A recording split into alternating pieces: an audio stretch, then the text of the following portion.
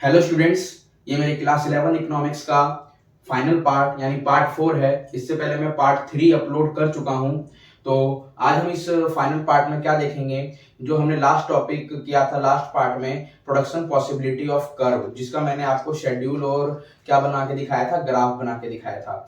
तो उसी के बेस पे आज मेरा लास्ट टॉपिक है, यानी ग्राफ से रिलेटेड है पूरा का पूरा टॉपिक, जिसका नाम है shift and rotation of PPC curve. ठीक है ना, पीपीसी शॉर्ट फॉर्म है प्रोडक्शन पॉसिबिलिटी कर्व का। ठीक है, अब ये दोनों जो शिफ्ट और रोटेशन है आपके कर्व के, ये दोनों के दोनों बेस्ड हैं आपके टेक्नोलॉजी और रिसोर्सेज पे। ठीक है, both are based on the technology and resources, shift and rotation both are. Okay guys, तो स्टूडेंट्स, तो सबसे पहला जो मेरा टॉपिक है वो शिफ्ट ऑफ कर्व है। शिफ्ट का मतलब क्या होगा, जहां पर ये पहले था वो प्लेस से दूसरे प्लेस पर रिप्लेस हो जाएगा। ठीक है, उसी तरह मेरा ये दो ग्राफ इसमें बनता है शिफ्टिंग ऑफ कर्व में, और रोटेशन ऑफ कर्व में मेरे पास 4 ग्राफ बनते हैं। तो आइए एक एक करके समझते हैं। काफी छोटा टॉपिक है, तुरंत खत्म भी हो जाएगा। ठीक है गाइस, तो देखो सबसे पहला जो मेरा शिफ्ट ऑफ कर्व में, यदि मेरे पास रिसोर्सेज और टेक्नोलॉजी दोनों ही इंक्रीज होते हैं, क्या होते हैं, resources and technology both are increased for both case, for both goods X and goods Y.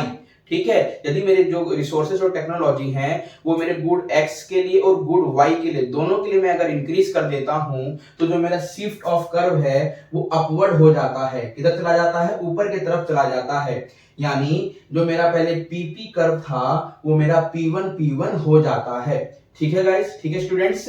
तो अब मेरा इसमें जो अगला टॉपिक है वो है आपका रिसोर्सेज एंड टेक्नोलॉजी जब डिक्रीज हो जाती है, when the resources and technology both are decrease for both case, for goods X and goods Y.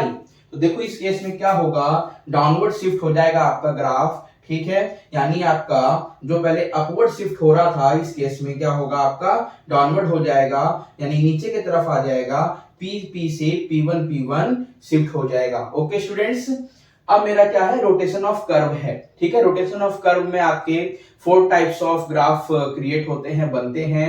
इसमें क्या होता है, जहां हम इसमें दोनों में एक साथ रिसोर्सेज और टेक्नोलॉजी को इंक्रीज और डिक्रीज कर रहे थे। शिफ्टिंग में क्या होता है गाइज, हम रिसोर्सेज एंड टेक्नोलॉजी को दोनों गुड्स के लिए एक साथ क्या करते हैं, इंक्रीज करते हैं या तो डिक्रीज करते हैं। ठीक है, पर रोटेशन के केस में हम किसी एक कमोडिटी में, रोटेशन के केस में किसी एक कमोडिटी में हम क्या करेंगे, रिसोर्सेज एंड टेक्नोलॉजी को इंक्रीज करेंगे या तो डिक्रीज करेंगे।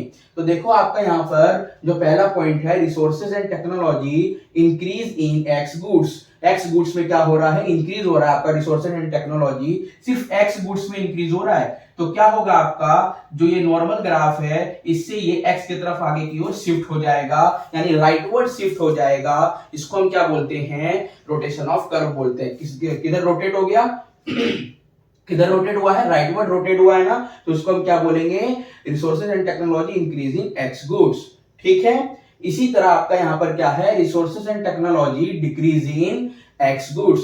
एक्स गुड्स में क्या हो रहा है, रिसोर्सेज एंड टेक्नोलॉजी क्या हो गए, डिक्रीज हो गए। डिक्रीज होंगे तो क्या होगा, आपका रोटेट हो जाएगा लेफ्टवर्ड, यानी अंदर की ओर आपका खिसक जाएगा, रोटेट हो जाएगा। यानी आपका एक्स गुड्स में क्या हो गया, रिसोर्सेज एंड टेक्नोलॉजी कम हो गए। ठीक है ना, आपका पी से P1 पे शिफ्ट हो गया।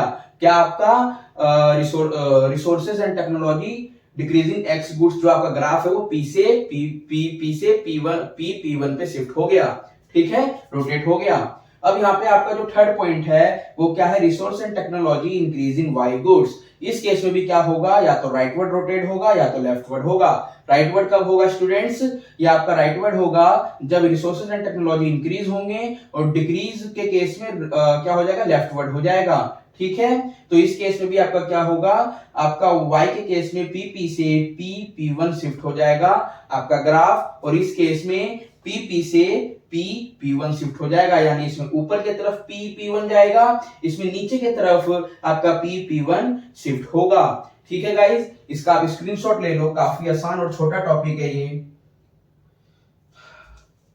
इसके अलावा गाइस कोई और भी टॉपिक अगर रह रहा होगा आपका, तो आप मुझे जरूर बताना, ताकि मैं कमेंट बॉक्स में जरूर बताना, ताकि मैं उस टॉपिक को कंप्लीट कर सकूं। या किसी को कोई इंडिविजुअल टॉपिक में दिक्कत आ रही होगी तो आप कमेंट बॉक्स में जरूर बताना, ताकि मैं आगे आपको सभी का डाउट सम अप करके एक क्लास में डाउट सेशन का रख दूं। ठीक है, तो आपसे अब मैं मिलता हूं अगले टॉपिक यानी अगले चैप्टर में, जिसका नाम होगा कंज्यूमर इक्विलिब्रियम। तब तक के लिए जय हिंद स्टूडेंट्स।